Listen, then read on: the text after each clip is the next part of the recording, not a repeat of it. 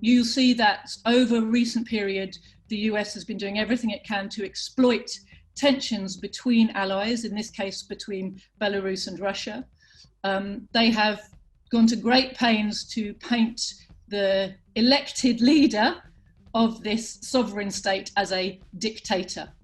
And in Lukashenko's case in particular, they have a favoured phrase, which is Europe's last dictator, to remind everybody that socialism was terrible, and anyone who's got any connection to anything that's left over from the former socialist era is of necessity a dictator and somebody to be feared and objected to.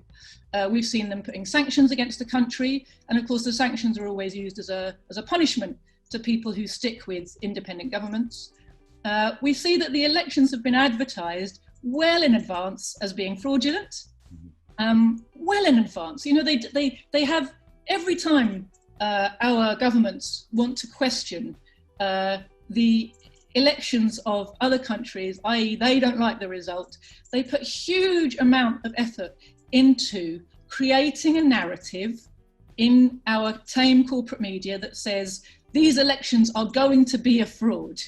They never explain how they know this, but they know it. These elections are going to be a fraud. And what they're doing is preparing you for the fact that after the incumbent wins a big victory, they're planning to ignore the result, although they are the ones who claim to be upholding freedom and democracy.